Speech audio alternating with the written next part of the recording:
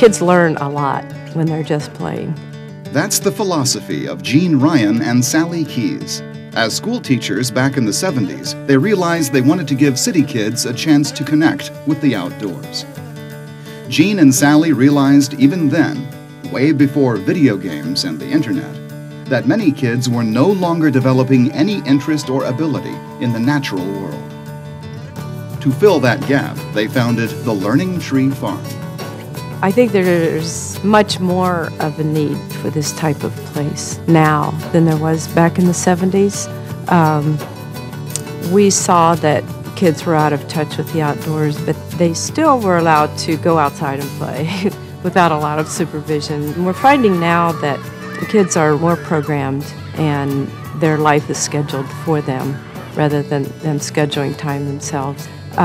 Kids and adults are afraid of the outdoors. And they're also afraid of the amount of space out here. We let the kids run in these 10-acre fields. We just tell the kids to take off, reassure the parents and the teachers that they'll be fine because they're going to get tired before they get lost. We have found that kids' imaginations are kind of going away because of electronics. Kids are not using their imaginations the way they should be used. And so that's another thing they can do out here. They can go out to the woods and we have these huge rocks. And some kids were pretending that they were on the Mayflower coming over and landing at Plymouth Rock. And so many imaginative things that kids aren't able to do anymore, they can do out here at the farm. The idea to actually start their own farm came to Sally and Jean after taking kids out on field trips to local parks. It was just kind of foreign to them to get out into a big space where there are a lot of trees. There were some basic concepts I realized kids were unfamiliar with.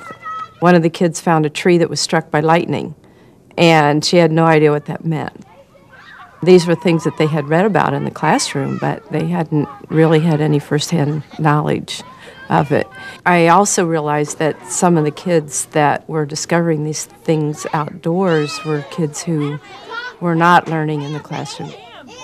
They weren't good at reading, maybe they weren't good at math, they weren't good at a lot of things in the classroom, but when we took the kids into the outdoors, they found new ways to succeed, and they became stars, at exciting things like being the first one to observe a bird's nest, or coming to us with a funny little green bug, or just getting excited about being in the outdoors. And because they were successful in these things in the outdoors, they came back to the classroom with a renewed sense of self-esteem and a renewed willingness to try to do the classroom thing.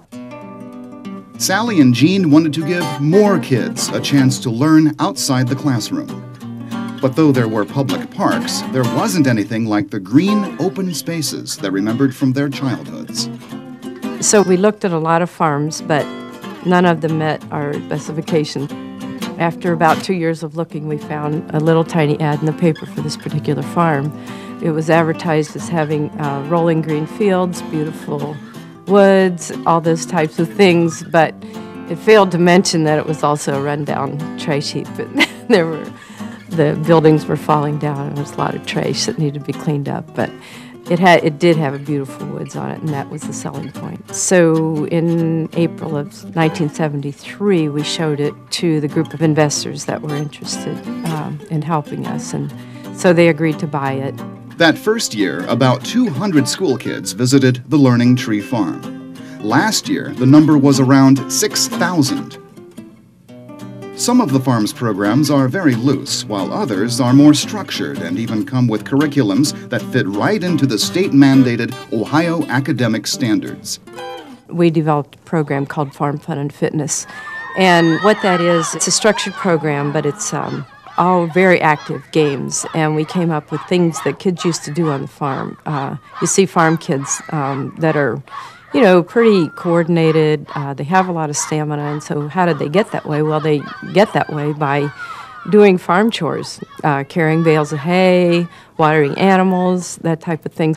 So we set up a circuit. Kids can run through the barn, jump on the hay bales, swing on a rope, run out across the pasture, over the stile, jump over some more hay bales, and then we have relay races where they carry buckets of water and they push a wheelbarrow full of hay. So just different kinds of activities like that farm kids used to do.